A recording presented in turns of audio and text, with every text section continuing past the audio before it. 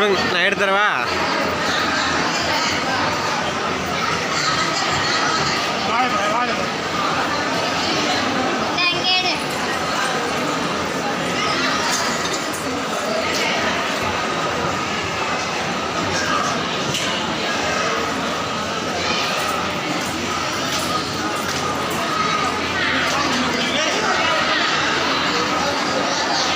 மக்களே, இப்போ பார்த்தீங்கன்னா வந்து நம்ம என்ன பார்க்க போதீங்கன்னா மதுரையோட அடையாளமான அதாவது மதுரைனா தெரியும், மீனாட்சி அம்மன் கோயில், அப்புறம் ஜிகர்தண்டா, இந்த மாதிரி நிறையா ஃபேமஸான இடங்கள் இருக்குது. அதை தாண்டி மதுரைனாவே இன்னும் 2 கோயில் வந்து ரொம்ப ஃபேமஸ்ஸு. அதில் ஒன்று பாண்டி கோயில், 2வது வந்து அழகர் கோயில். அந்த 2 கோயிலையும் பற்றி தான் இன்றைக்கி நம்ம பார்க்க போகிறோம். சரிங்களா?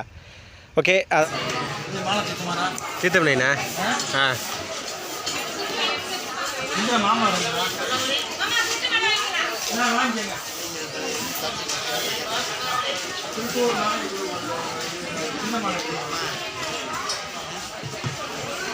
அந்த பாண்டி கோயிலை பொறுத்த வரைக்குமே நான்வெஜ் தான். அதாவது கிடா வெட்டு தான் வந்து ஒரு கிடா வெட்டு தான் அங்கே ரொம்ப ஃபேமஸ்ஸு. என்னென்னு பார்த்தீங்கன்னா வந்து ஒரு கிட்டத்தட்ட அது எங்கே போனாலும் ஒரு நம்ம வந்து ஒரு ஸ்ட்ரேஞ்சர் பார்த்திங்கன்னா, இப்போ நம்ம வந்து கோயிலில் போய் பார்த்திங்கன்னா யாருமே, அதாவது நம்ம சொந்தக்காரங்களை தவிர வேறு யாராச்சும் வந்து அங்கே வந்து சாப்பாடு போட மாட்டோம், அவங்க என்னென்னு கூட கேட்க மாட்டோம். ஆனால் அந்த கோயிலை பொறுத்ததுக்கு அப்படி கிடையாது மக்களே. பார்த்திங்கன்னா யார் எவருனே தெரியாது அந்த கோயிலில். அப்படி யார் எவருமே தெரியாமல் நம்ம சும்மா அங்கே போய் நின்னாலுமே அங்கே யாராவது சாப்பாடு போட்டுட்டு இருந்தாங்கன்னா நம்மளை கூப்பிட்டு சாப்பாடு போட்டு தான் அனுப்புவாங்க. அந்த மாதிரி ஒரு கோயில் ஃபேமஸ்ஸு. அது வெறுஞ்சோறு காய்ச்சோறுலாம் கிடையாது மக்களே, ஒன்லி மட்டன் தான். மட்டன் சிக்கன் தான். நம்ம எவ்வளோ தான் இப்போ வேணும்னு சொல்லி அளவுக்கு நம்ம வேணும்னு சொல்லி அளவுக்கு நம்ம சாப்பிட்டுக்கிட்டே இருக்கலாம். அந்த அளவுக்கு அவங்க நம்ம கவனிப்பாங்க. இம்புட்டுக்கு நம்ம ஸ்ட்ரேஞ்சர் யாருனே தெரியாமல் இருந்தால் கூட அந்த மாதிரி தான் நம்மளை பார்ப்பாங்க. ஏன்னு கேட்டிங்கன்னா அந்த கோயில் வந்து அப்படி தான். அதாவது நேர்த்திக்கடன், ஏதாச்சும் ஒரு துடியான தெய்வம்னு சொல்லி கேள்விப்பட்டோம்னா எங்கள் ஊர் சைடில் சொல்லுவாங்க. துடியான தெய்வம்னா அது வந்து இந்த பாண்டிமுனி, கருப்புசாமி, இதை பின்னாடி ஒரு கருப்புசாமி கோயிலுக்கு பார்த்தீங்கன்னா அந்த மாதிரி தான். அந்தளவுக்கு நம்ம ஒரு வேண்டுதல் வச்சு அந்த வேண்டுதல் நிறைவேறிச்சுன்னா அந்த கிடா வெட்டு வந்து செய்வாங்க. கிடா வெட்டு செய்யும்போது ஒரு சின்ன சிம்பிளாக நம்ம வீட்டு அளவில் கூட்டு போக மாட்டாங்க, லாரி ஏற்றி அந்த தெருவில். இப்போ எங்கள் வீட்டில் தான் கிடா வெட்டு நடந்துச்சு வைங்கவேன், மேல் தெரு, கீழ் தெரு, நடுத்தெரு, குறைஞ்சதோ ஒரு 150 பேராச்சும் ஒரு லாரி அள்ளி போட்டு கூட்டு போயிட்டு கிடா வெட்டி கொண்டாடிட்டு வந்து அந்த ஒரு நாளே வந்து கலகலப்பாக போகும். அந்த மாதிரி தான் வந்து எல்லாமே கொண்டு வாங்க. இதுதான் அந்த பாண்டி கோயிலோட ஒரு மகிமை. அப்புறம் 2வது பார்த்தீங்கன்னா இந்த கோயிலுக்குள்ளே உள்ள நுழைஞ்சனே வந்து அந்த லேடிஸ் எல்லாம் இருப்பாங்க பார்த்தீங்களா, அந்த நம்மளுக்கு ஒரு பெரியம்மாவோ ஒரு பாட்டியோ இந்த மாதிரி இருந்தாங்கன்னா திடீர்னு வீண் கத்த ஆரம்பிக்கிறாங்க மக்களே.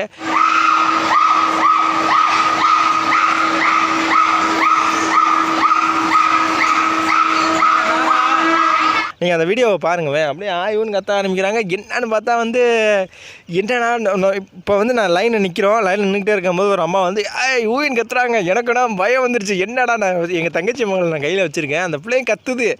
ஐயோ என்னன்னு பார்த்தா சாமி வருதாமா. அவங்க மட்டும் இல்லை, நிறையா பேர்த்துக்கு வந்து வரவங்களாம் சாமி வருது.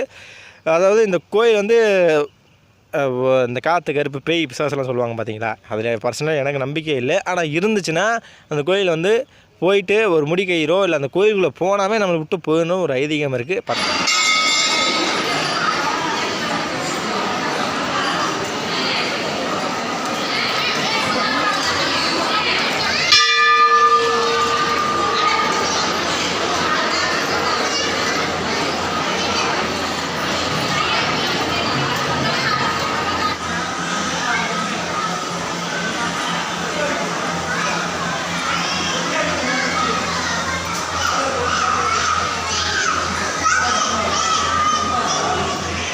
பர்சனலாக எனக்கு அந்த இதுவும் இல்லை.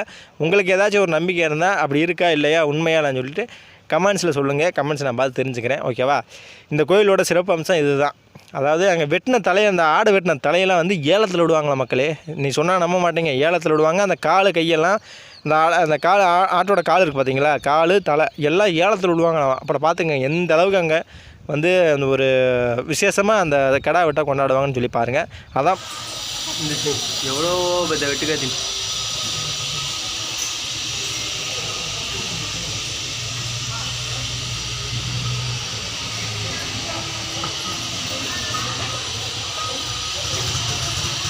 திருப்பாச்சி வெட்டு வருவாங்க, வெட்டி கொடுவோம் பார்த்துக்க. அப்புறம்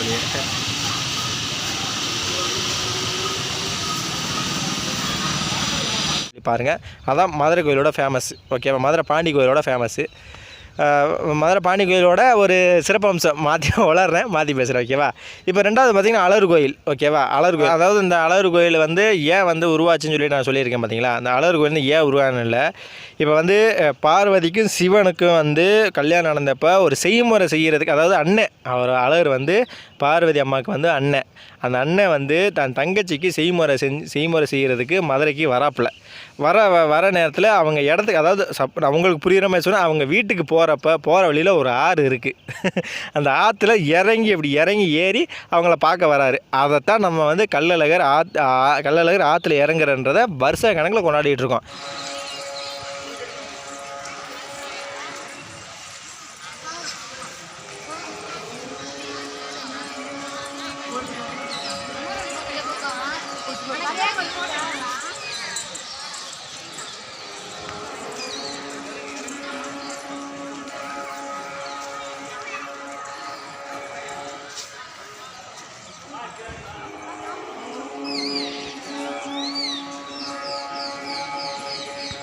நீங்கள் சொன்னால் நம்ப மாட்டீங்க மக்களே, நானும் இதுவரையும் போனது கிடையாது.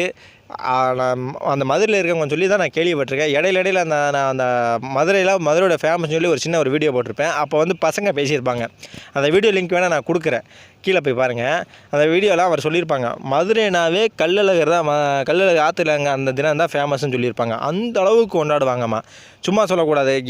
மதுரையை சும்மா அல்லோல போகணும். இது எங்கள் கோட்டடின்னு சொல்லுவாங்க. அன்னைக்கு மட்டும் பார்த்தீங்கன்னா அந்த வைகை ஆறு தெரியுமா, அந்த வைகை ஆற்றுல தண்ணி திறந்து விடுவாங்க. ஆற்றுல அந்த அழகரை வந்து ஆற்றுல இறங்கி ஏற்றுவாங்க. பார்க்குறதுக்கு கோடிக்கணக்கான மக்கள் வருவாங்க.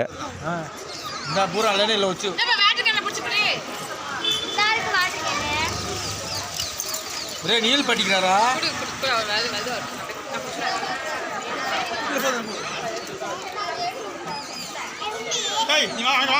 அப்படி இருக்கும் அந்த கோயில்.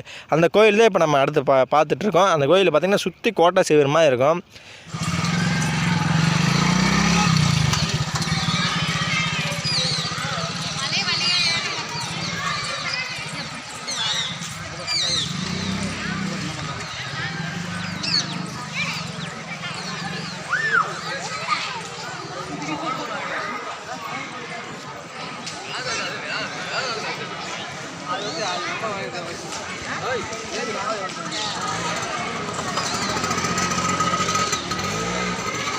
அப்புறம் பார்த்திங்கன்னா அங்கே ஒரு தேர் இருக்குது மக்கள். அந்த தேரை நான் காட்டுறேன். அந்த தேரில் கிட்டத்தட்ட பார்த்திங்கன்னா ஒரு சொல்ல முடியாத பெரிய தேர் தான் அது எனக்கு வந்து சொல்ல தெரியல. அது சக்கரை மட்டும் நான் பக்கத்தில் ஒரு கூடாதுல இருந்துச்சு, நான் பக்கத்தில் நின்று பார்த்தேன். அந்த சக்கரை மட்டுமே என்னையை தாண்டி இருக்குது.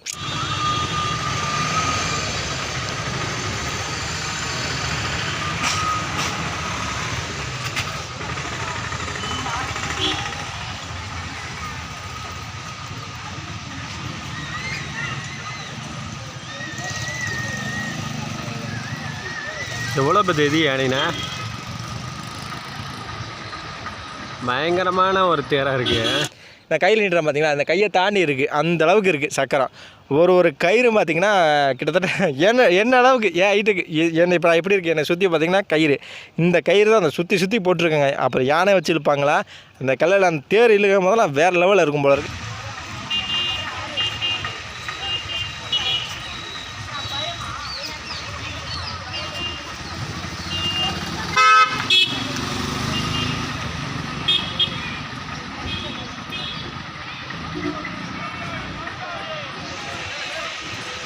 அந்த கோயில் பார்த்திங்கன்னா ஓரளவுக்கு பழமையான கோயில் தான். நான் முடிஞ்சளவு உள்ளேயும் எடுத்திருக்கேன். அவர் பார்த்திங்கன்னா அந்த கோயிலோட ஒரு சின்ன என்ன சொல்லுது, அந்த கோயிலோட ஒரு சின்ன ஒரு வரைபடம் மாதிரி உள்ளே வச்சுருக்காங்க. இதெல்லாம் திருப்பதி என்ன, அதாவது இந்த கோயிலோட லே அவுட்டு.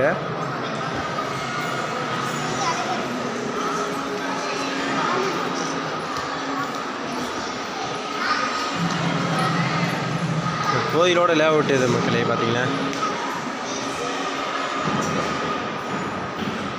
மேலே தெரியுது பார்த்திங்களா, அதுதான் பழமுதிர்ச்சோலை முருகன் கோயில். அதாவது இந்த டிசைனில் தான் அந்த இந்த கோயில் இந்த டிசைனில் தான் இருக்குன்னு சொல்லிட்டு இந்த கோயிலோட லே அவுட்டை வந்து ரெடி பண்ணி வச்சுருக்காங்க பார்த்திங்களா. அது ஏன்னா இந்த டூரிஸ்ட் வந்தவங்க இதுக்கப்புறம் ஒரு மேலே, அது ஒரு மலை அடிவாரத்தில் அந்த கோயில் இருக்குது. அது மலைக்கு மேலே பழமுதிர்ச்சோலை கேள்விப்பட்டிருக்கீங்களா, 6 மடையில் ஒன்று பழமுதிர்ச்சோலை, அது அங்கே தான் இருக்குது மக்களே. அந்த மற்றவங்க டூரிஸ்ட் வரவங்க அந்த கோயிலை தாண்டி மேலே போய் பார்க்கறதுக்காக அது ஒரு சின்ன ஒரு என்ன சொல்கிறது வரைபடம் மாதிரி அந்த ஒரு என்ன சொல்கிறது அந்த நம்ம வந்து ஒரு பாலம் கட்டுறோமோ ஒரு வீடு கட்டுறதுக்கு முன்னாடியோ வந்து ஒரு சின்ன டிசைனை வந்து கட்டுவோம்ல, அதாவது அந்த வீடவே சின்ன பொம்மை மாதிரி செஞ்சு கட்டுறோம், வச்சுட்டு பார்ப்போம்ல டிசைன் இப்படி தான் வரணும், அந்த மாதிரி அங்கே ஒரு டிசைன் கட்டி வச்சுருக்காங்க. அதை நாங்கள் பார்த்துருக்கோம். அதையும் வீடியோ எடுத்து வருது பாருங்கள். அந்த டிசைனை பார்த்திங்கன்னா மலைக்கு அடியில் இருக்குது, சுற்றி பச்சை பசேர்னு இருக்கும். அப்படி தான் அந்த நடுவில் கடையில் மலைக்கு நடுவில் அந்த கோயில் இருக்குது. கோயிலுமே வேறு லெவலில் இருக்குது.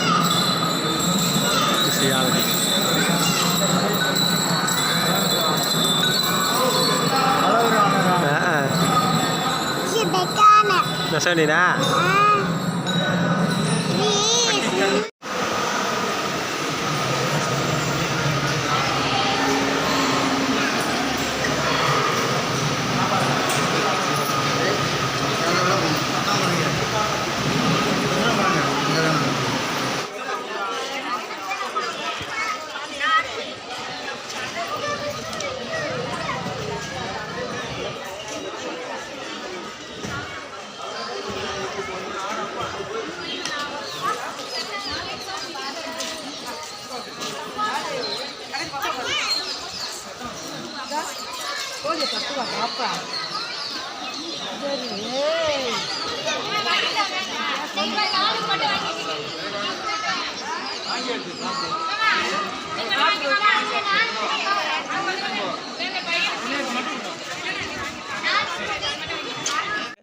கோயில் பாருங்கள் சரிங்களா.